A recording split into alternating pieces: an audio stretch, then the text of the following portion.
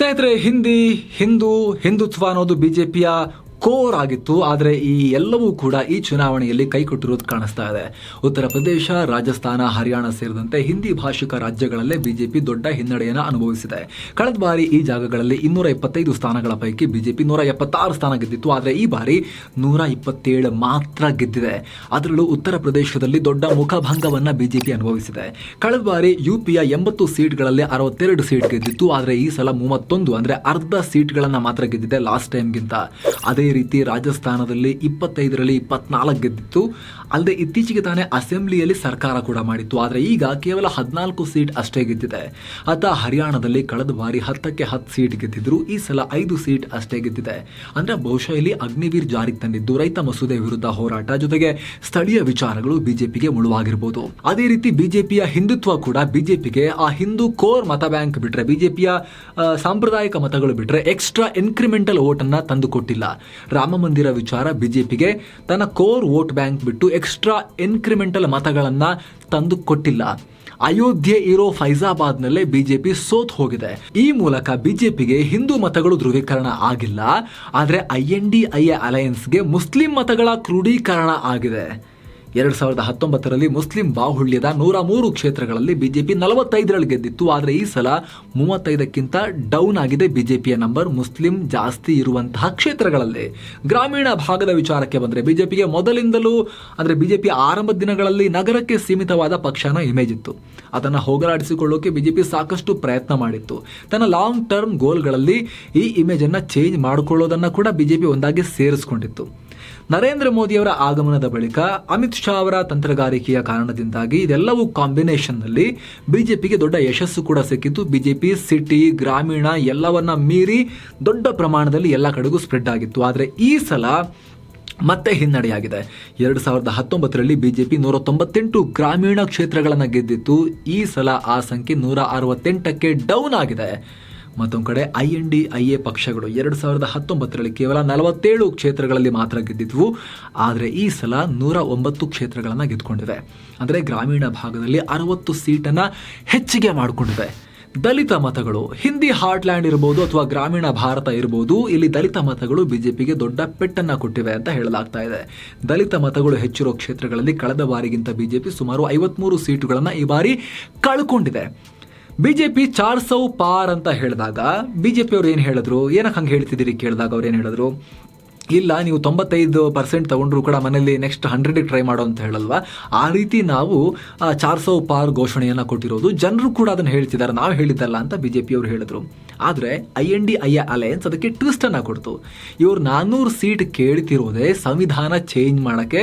ಆ ದೊಡ್ಡ ಸಂಖ್ಯೆಯನ್ನು ಅವರು ಕೇಳ್ತಾ ಇದ್ದಾರೆ.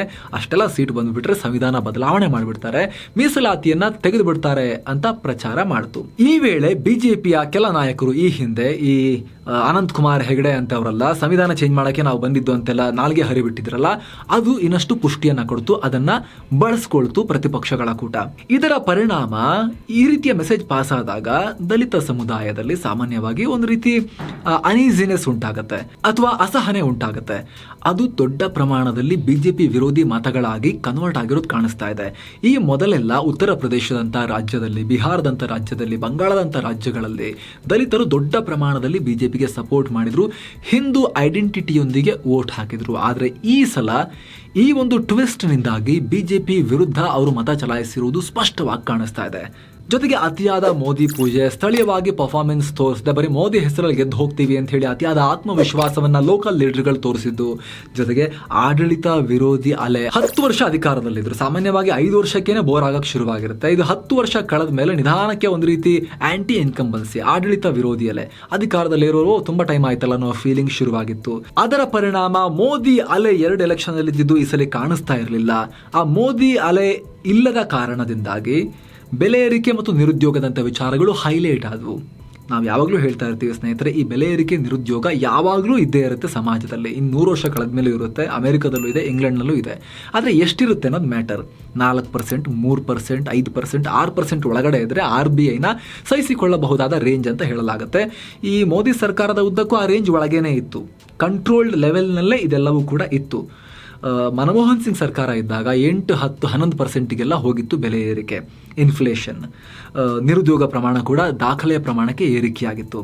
ಈಗ ಅಂಕಿಅಂಶಗಳು ಅದರ ಅರ್ಧಕ್ಕರ್ಧ ಇದ್ರೂ ಕೂಡ ಏನು ಪ್ರಾಬ್ಲಮ್ ಆಗುತ್ತೆ ಅಂತ ಹೇಳಿದ್ರೆ, ಮೋದಿ ಅನ್ನೋ ಜನಪ್ರಿಯ ನಾಯಕರಿದ್ರಲ್ಲ, ಅವರ ಪರ್ಸನಲ್ ಪಾಪ್ಯುಲಾರಿಟಿ ಡೌನ್ ಆಗ್ತಾ ಬಂದಾಗ, ಅವರ ವಿಚಾರದಲ್ಲಿ ಜನಕ್ಕೆ ತುಂಬ ಟೈಮಿಂದ ನೋಡ್ತಿದ್ದೀವಿ ಅಂತ ಆಡಳಿತ ವಿರೋಧಿ ಅಲೆ ಬರೋಕ್ಕೆ ಶುರುವಾದಾಗ, ಎಲ್ಲೋ ಒಂದು ಕಡೆ ಬೋರ್ ಆಗೋಕ್ಕೆ ಶುರುವಾದಾಗ ಜನಕ್ಕೆ ಆ ನಾಯಕನ ವೈಯಕ್ತಿಕ ಪ್ರಭಾವ ಅಷ್ಟು ಎತ್ತರದಲ್ಲಿ ಇಲ್ಲ ಅಂತ ಕಂಡು ಬಂದಾಗ ಈ ಸಮಸ್ಯೆಗಳು ಇನ್ನೂ ದೊಡ್ಡದಾಗಿ ಕಾಣೋಕೆ ಶುರುವಾಗುತ್ತೆ. ಮೊದಲೆಲ್ಲ ಇದನ್ನೆಲ್ಲ ಸಹಿಸಿಕೊಂಡು ಕೂಡ ಓಟ್ ಹಾಕಿದವರು 2019ರಲ್ಲಿ ಇರಲಿಲ್ವಾ, ಬೆಲೆ ಏರಿಕೆ, ನಿರುದ್ಯೋಗ ಇತ್ತು, ಆದರೂ ಕೂಡ ಮೋದಿ ಜನಪ್ರಿಯತೆ ಜಾಸ್ತಿ ಇತ್ತು. ಅವಾಗ ಇದನ್ನು ಸಹಿಸಿಕೊಂಡು ಕೂಡ ಜನ ಓಟ್ ಹಾಕಿದ್ರು. ಆದರೆ ಈ ಸಲ ಹಾಗೆ ಮಾಡಿಲ್ಲ. ಅದನ್ನು ಮೀರಿ ನಾವು ಓಟ್ ಹಾಕಬೇಕು ಮೋದಿ ಜನಪ್ರಿಯತೆಗೆ ಅಂತ ಜನಕ್ಕೆ ಅನಿಸಿಲ್ಲ. ಯಾಕಂದ್ರೆ ಅದು ಡೌನ್ ಆಗಿದೆ ಅನ್ನೋದು ಇಲ್ಲಿ ಸ್ಪಷ್ಟವಾಗಿ ಕಾಣಿಸ್ತಾ ಇದೆ. ಜೊತೆಗೆ ಹೇಳಲೇಬೇಕಾಗಿರೋ ವಿಚಾರ ಏನು ಅಂತ ಹೇಳಿದ್ರೆ, ಪಕ್ಷವನ್ನ ಬಲವರ್ಧನೆ ಮಾಡಿಕೊಳ್ಳೋ ಲೆಕ್ಕಾಚಾರದಲ್ಲಿ ಭ್ರಷ್ಟರು ಅಂತ ಯಾರನ್ನೆಲ್ಲ ಇವರೇ ಕರೆದಿದ್ರು, ಯಾರ ಮೇಲೆಲ್ಲ ಇವರೇ ರೇಡ್ ಮಾಡಿದ್ರು, ಯಾರ ಮೇಲೆಲ್ಲ ಇವರೇ ಕೇಸ್ ಹಾಕಿದ್ರು, ಅವರನ್ನ ರತ್ನಗಂಬಳಿ ಹಾಸಿ ವೆಲ್ಕಮ್ ಮಾಡಿದ್ದು, ಬಿಜೆಪಿಗೆ ಸೇರಿಸ್ಕೊಂಡಿದ್ದು. ಆಮೇಲೆ ಕೇಸ್ಗಳೆಲ್ಲ ಸ್ವಲ್ಪ ಸ್ಲೋ ಆಗಿದ್ದು ಅವ್ರ ಮೇಲೆ. ಇದು ಬಿಜೆಪಿಯ ಭ್ರಷ್ಟಾಚಾರಕ್ಕೆ ಸಂಬಂಧಪಟ್ಟ ಕಮಿಟ್ಮೆಂಟನ್ನು ಕ್ವಶನ್ ಮಾಡೋ ರೀತಿ ಆಯಿತು. ಆಮೇಲೆ CBI ED ದುರ್ಬಳಕೆ ಮಾಡ್ತಾರೆ, ಸರ್ವಾಧಿಕಾರಿಗಳ ಥರ ವರ್ತಿಸ್ತಾರೆ, ಟೀಕೆಯನ್ನು ಸಹಿಸ್ಕೊಳ್ಳಲ್ಲ, ಟೀಕೆ ಮಾಡಿದ ಪತ್ರಕರ್ತರನ್ನು ಕೂಡ ಟಾರ್ಗೆಟ್ ಮಾಡಲಾಗುತ್ತೆ. ಬಿಜೆಪಿ ಮತ್ತು ಅವರ ಬೆಂಬಲಿಗರು ದಾಳಿ ಮಾಡ್ತಾರೆ, ಯಾರಾದರೂ ಪ್ರಶ್ನೆ ಮಾಡಿದ್ರೆ ಅಂತ ಮಾಧ್ಯಮ ಸಂಸ್ಥೆಗಳನ್ನೇ ಇವರ ಬೇಕಾದವರು ಪರ್ಚೇಸ್ ಮಾಡಿಬಿಡ್ತಾರೆ. ಆಮೇಲೆ ಆ ಮಾಧ್ಯಮ ಸಂಸ್ಥೆಗಳಿಂದ ಆ ರೀತಿ ಪ್ರಶ್ನೆ ಮಾಡ್ತಿರೋ ಅಥವಾ ಟೀಕಾಕಾರ ಪತ್ರಕರ್ತರನ್ನ ಹೊರ ಹಾಕೋ ಹಾಗೆ ಮಾಡಲಾಗುತ್ತೆ. ಅಥವಾ ಇಂಡಿಪೆಂಡೆಂಟ್ ಜರ್ನಲಿಸಂ ಮಾಡ್ತಿರೋರು ಯಾರಾದರೂ ಕೂಡ ಕ್ವಶನ್ ಮಾಡಿದ್ರೆ ಕೆಲವೊಂದು ನೀತಿಗಳನ್ನು ಅವ್ರ ಮೇಲೆ ರೇಡ್ ಮಾಡಲಾಗುತ್ತೆ. IT, CBI, EDಗಳನ್ನು ಬಳಸಿ ಹೆದರಿಸಲಾಗುತ್ತೆ. ಈ ರೀತಿ ಎಲ್ಲ ಟೀಕೆಗಳಿತ್ತು ಈ ಸರ್ಕಾರದ ಮೇಲೆ. ಸೊ ಅವೆಲ್ಲವೂ ಕೂಡ ಒಂದು ರೀತಿ ಒಪಿನಿಯನ್ ಕ್ರಿಯೇಟ್ ಆಗಿ, ಓಕೆ ಮಾಡಿ ಸರ್ಕಾರ, ಬಟ್ ಅಷ್ಟೆಲ್ಲ ನಿಮಗೆ ನಂಬರ್ಸ್ ಬೇಡ, ಸ್ವಲ್ಪ ಹದ್ದು ಬಸ್ತಲ್ಲಿರಿ ಅಂತ ಹೇಳಿ ಜನ ಮತ ಚಲಾಯಿಸಿದ ಹಾಗೆ ಒಂದು ರೀತಿ ಎಲ್ಲರೂ ಸೇರಿ ಇದನ್ನು ಮಾತಾಡ್ಕೊಂಡು ಮಾಡಬೇಕು ಅಂತ ಇಲ್ಲ, ಬಟ್ ದೇಹಕ್ಕೆ ಒಂದು ಕಲೆಕ್ಟಿವ್ ಕಾನ್ಷಿಯನ್ಸ್ ಅಂತ ಇರುತ್ತಲ್ಲ, ಏನು ಹೇಳ್ತಾರೆ, ಈ ಸಾಮೂಹಿಕ ಪ್ರಜ್ಞೆ ಅಂತ ಹೇಳ್ತಾರಲ್ಲ, ಅದು ದೇಶಕ್ಕಿರುತ್ತೆ. ದೇಶ ಒಂದು ವ್ಯಕ್ತಿ ಥರ ಒಂದು ಬ್ರೈನ್ನಲ್ಲಿ ಥಿಂಕ್ ಮಾಡದೆ ಹೋದರೂ ಕೂಡ ಆ ಕಲೆಕ್ಟಿವ್ ಕಾನ್ಷಿಯನ್ಸ್ ಏನಿರುತ್ತೆ ಅದರ ಮತ ಚಲಾವಣೆ ನಮಗೆ ಈ ರಿಸಲ್ಟ್ಸ್ನಲ್ಲಿ ಕಾಣಿಸ್ತಿರೋ ಲಕ್ಷಣ ಕಾಣಿಸ್ತಾ ಇದೆ.